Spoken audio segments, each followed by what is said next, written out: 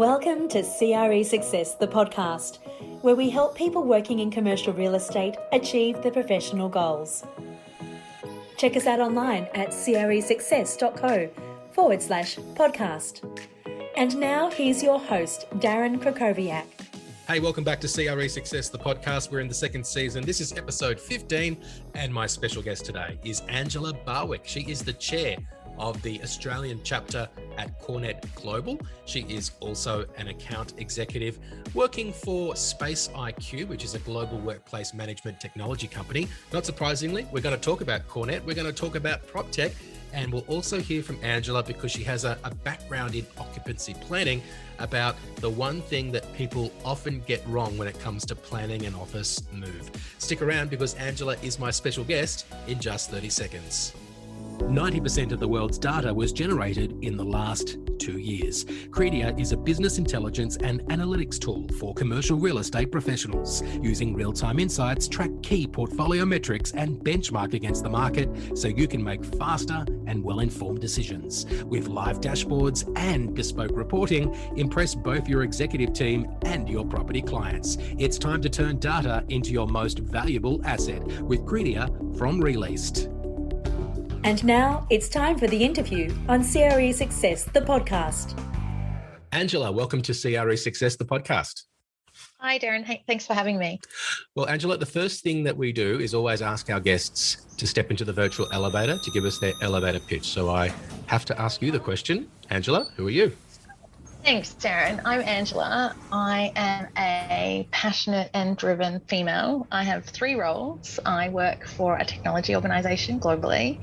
I am also the chair of a not-for-profit board in the industry of corporate real estate, and I'm a mum. I have 2 little boys at home in Melbourne, and those 3 roles really make me who I am. Wonderful. Well, I do want to talk to you about time management because that sounds like 3 very big hats that you're wearing that might be a lot of, I don't know if I'd say burden, but certainly a lot of responsibility that you're carrying around. So to peel the layers back a little bit, the technology organization is SpaceIQ, right? That's correct, yes. And the not-for-profit is CoreNet. Yeah, correct. CoreNet Global Australia. All right. So look, I do want to speak to you about SpaceIQ and also your experience in the industry as a corporate real estate and facilities management expert. I don't have too many questions about being a mum, but maybe we can start with CoreNet if that's okay with you. Yeah, sounds good. Thank you. All right.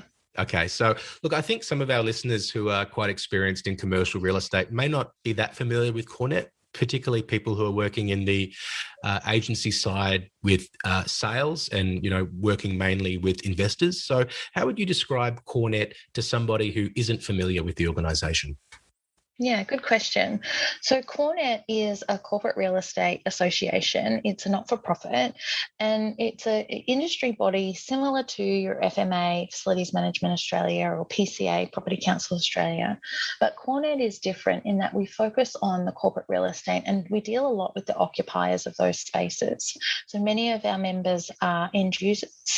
And the association is there to bring together a professional arena for people working in this space, either as end users in the space or service providers in this in corporate real estate, to network, to connect, and really as a professional growth and learning association as well.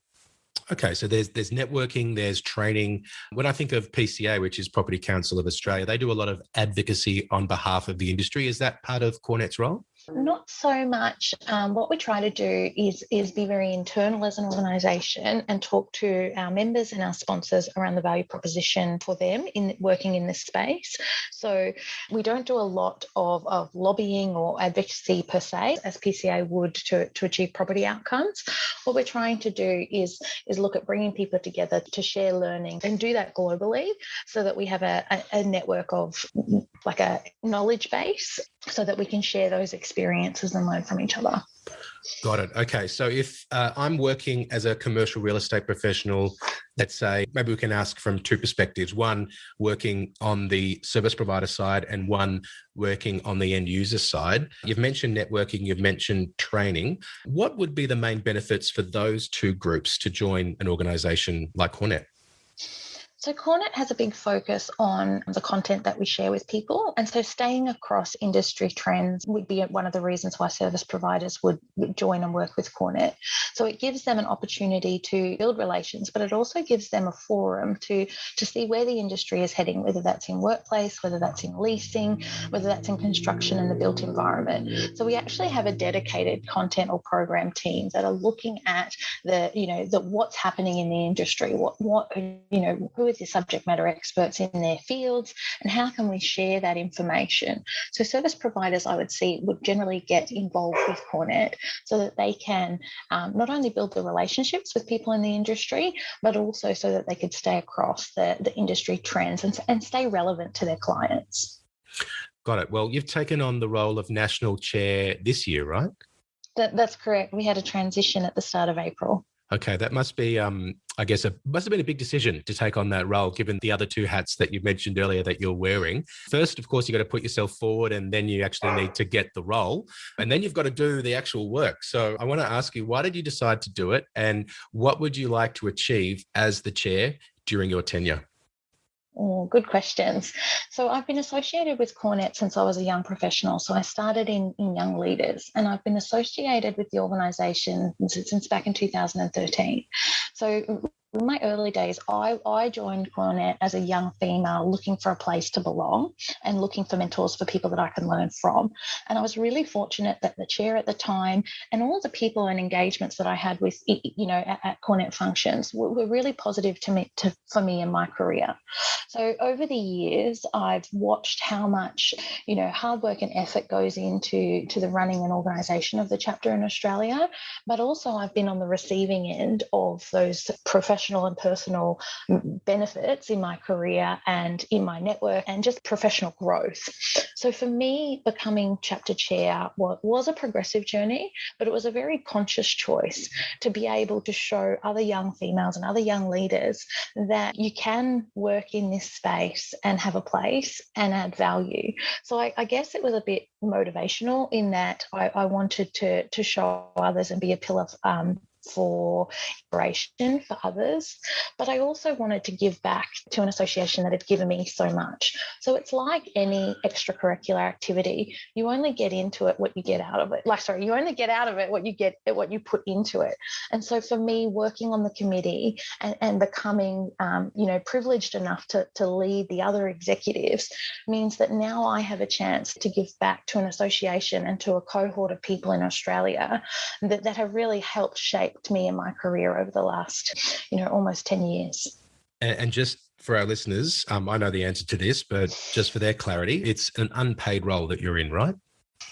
Yes, that's correct. It is a volunteer. The entire committee is a volunteer, run by volunteers. Right. So you're putting in, you're getting back some of that, I guess, intrinsic satisfaction that you can get from the contribution that you're willing to make to help more young people, and in your case, particularly more women, to feel like they can belong and that they can advance and that there is opportunities for them and they potentially can do it all within our industry. Yeah, that's right. I mean, it's a real privilege to sit in the chair position. We've got a great executive board, and I'm surrounded by amazing professionals that every day in our interactions will help me, and they're learnings that I can apply from my career and my day job to help improve the operations of the chapter. But there are also those things that my peers around can help me to grow personally and professionally as well. Is there a particular role that CoreNet can play to help women in the industry? Because commercial real estate more generally, but also corporate real estate is more of a male-dominated industry. So what's the role for CoreNet to play to help women belong? I think it comes down to the values of CoreNet. The values of the association is to connect, grow, learn, and belong. And so having that intrinsically in the values of the members that are there and also the committee, for me, that was a safe place. I'd actually have to pay my respects to all of the men that are working in this industry that are associated with CoreNet, because they're the ones who have, made me feel like this is a dream that is possible and that my voice can be heard and that I do have the right to speak and to contribute without any, discrimination or even fear, that I won't be taken seriously. So it has been really, I think, a value of those members and those predecessors to really set that as a cultural framework for how we communicate and engage in the CoreNet community. When I think back to CoreNet events that I've attended, both in Australia since I came back here a couple of years ago, but also I used to go to every single Asia Pacific CoreNet conference in Asia Pacific last decade. I've probably been to 8 or 9 in Singapore and Shanghai and Hong Kong.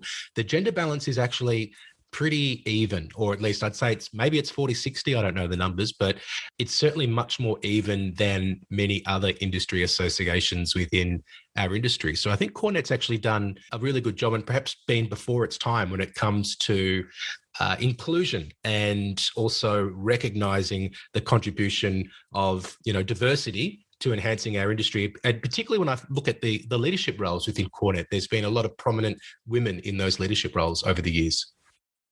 Yeah, that's correct. There have been prominent, strong females, which is good from a motivational, inspirational perspective. But you are correct. We do have a good balance in our community, in our CoreNet community. And on diversity and inclusion, what we've actually done this year is made a conscious choice to have a subcommittee representative that will help make diversity and inclusion be part of our DNA. So while we have been kind of at the forefront, as you say, with early adopters in making sure that everyone does have that level playing field and a sense of equality, we are now making a conscious choice to look at diversity and inclusion, not just from a gender perspective, from an accessibility, or all of the elements of inclusion. And that will actually be, we've just published our charter this year. And so it will now become part of how we deliver our events going forward across the board.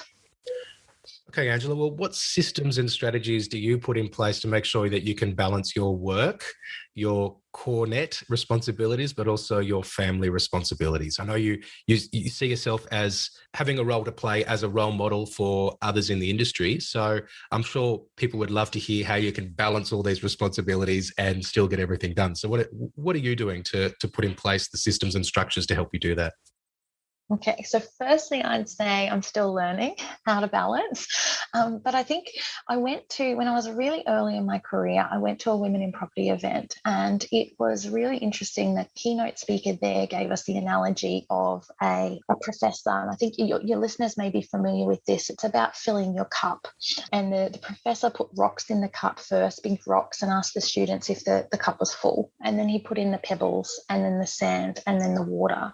And so for me, when I look at the things that I'm passionate about and the things that I want to put my task on, put my mind on and spend my time on, it really comes down to understanding, you can keep filling that cup all the way to pouring the water over the top of the sand, and it can be full.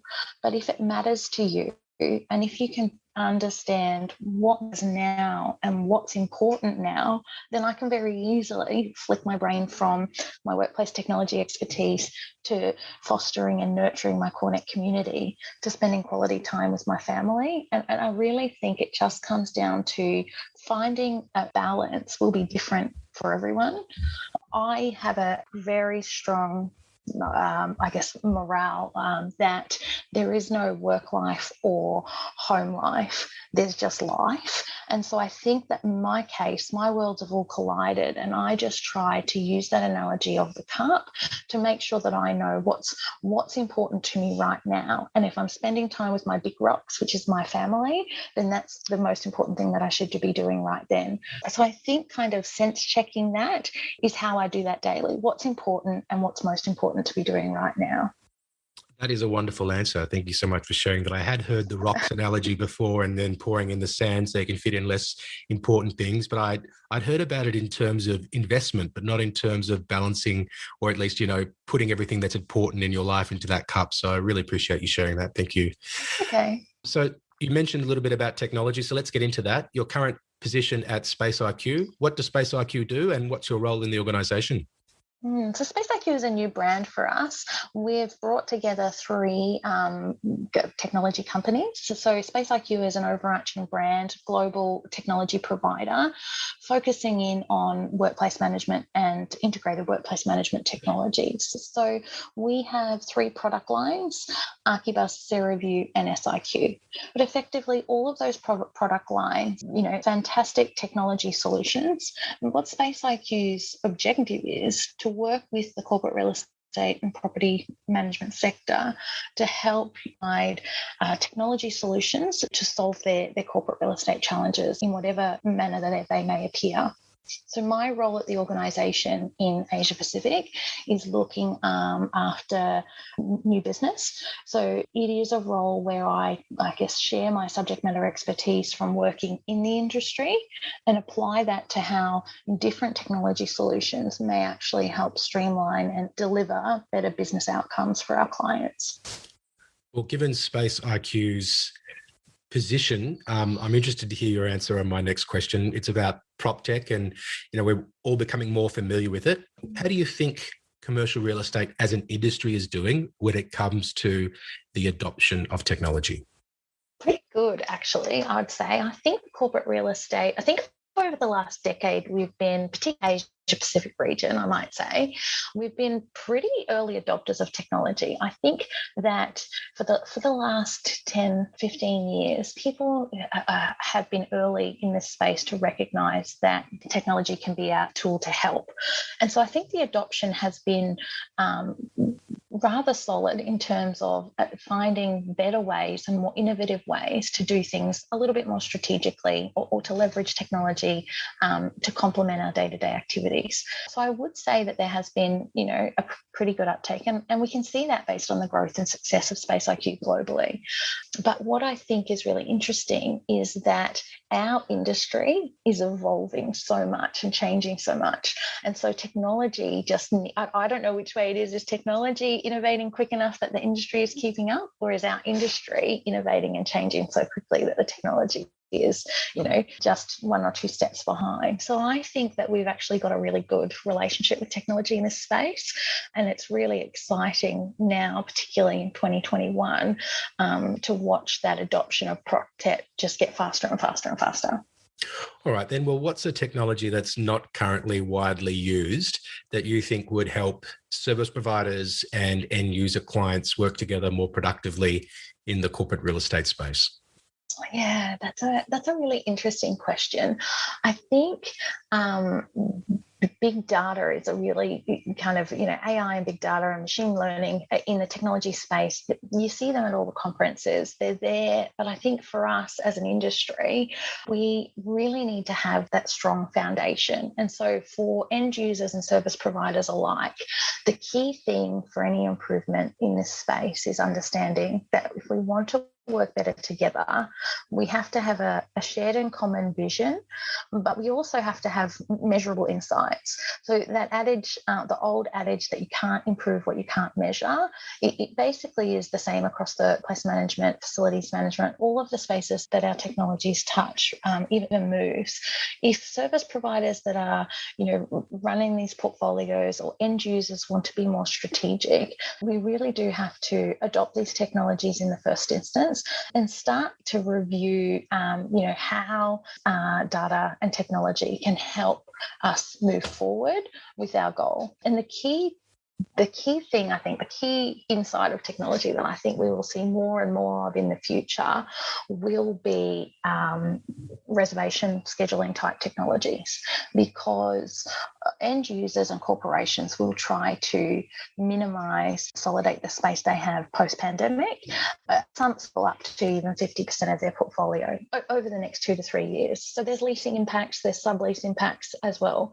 But for service providers who run those spaces, and for end users who need to work in those spaces, the only real way that those type of goals and promises to C-suite will be able to be delivered if those organisations embrace that, we need to change our mindset around reservations and start to work our assets differently, and have our people nominating the days that they're coming in if we are switching to more of a hybrid workplace. I can think of many instances where there has been the little screen that's on the outside of a meeting room and people just ignore it and they just go in. And I think in the future, people are going to have to pay more attention to that and to be also, thinking about, where they're sitting and all that sort of stuff. So that's a good one. I've got a question for you, Angela, that relates to your past experience in occupancy planning, if that's okay. Sure. Okay. What's something that most people forget about or often get wrong when it comes to planning an office move? I think change of communications is sometimes can historically be considered an afterthought or nice to have in office relocations. So it's fundamentally a difficult thing. Nobody likes moving in the organisation and nobody really understands it except for the people who are delivering it, the facilities team or the workplace experience officers. And so the key improvement I think that people can make is really investing in their change in communications to make those relocations frictionless. So understanding and communicating the purpose of the relocation, having the technology and toolkits to help take the business on the journey each step of the way. And realistically, over the last decade, relocations should be getting easier. We now are more mobile. We have laptops. We shouldn't have so much stuff in a lot of organisations. But the people that work in those spaces, it's their primary objective is to be productive and do their day job. And so if we can make that easier by making sure they know exactly what's happening and when and really overinvest in that change in communications, then that's when, I can see a project go well or not so well. Well, that makes sense. When you said communication, I thought you were going to say that people forget to connect the phones.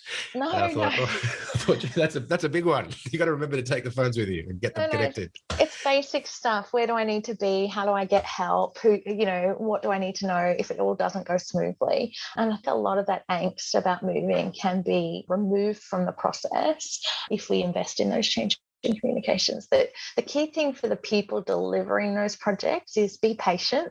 No matter what plan you put in place, between the day you think you've finished the plan and the day the move is going to occur, there will be changes. I've worked on projects that have had complete restructures or, divestments of business partway through a move plan. That stuff happens. And so you do have to be mature enough and ready to pivot when those changes or disruptions occur.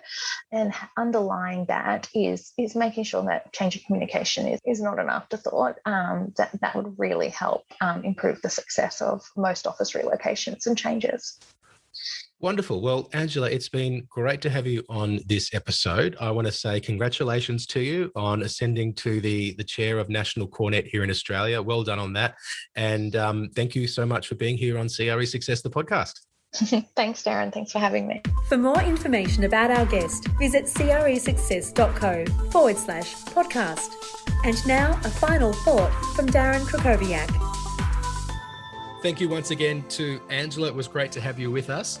If you would like to contribute ideas to what we should be talking about or who we should be talking to on CRE Success, the podcast, I'd like to invite you to do that. All you have to do is send us an email. hello@cresuccess.co is the email address, and pitch us an idea, whether you think you'd make a great guest, or if there's someone you know or you work with who would make a great guest, or if perhaps there's a subject matter expert that you would like us to seek out to come on and talk about their skills in a way which is relevant to commercial real estate professionals, then you can let us know about it by going to hello@cresuccess.co. Of course, if you haven't listened to our back catalogue of episodes, make sure you do that, or at least check what they are, because we might have already covered the topic, right? So you can just scroll back through all the episodes in your podcast player. And if we haven't covered it yet, then let us know what it is you'd like to see us tackle on CRE Success, the podcast. Thanks so much for listening, and I will speak to you soon. Thanks for listening to CRE Success, the podcast. If you enjoyed this episode, make sure you subscribe to us on your favourite podcast platform and be sure to leave us a 5-star review. For more information about the show, just check the show notes on your podcast app or visit us online at cresuccess.co.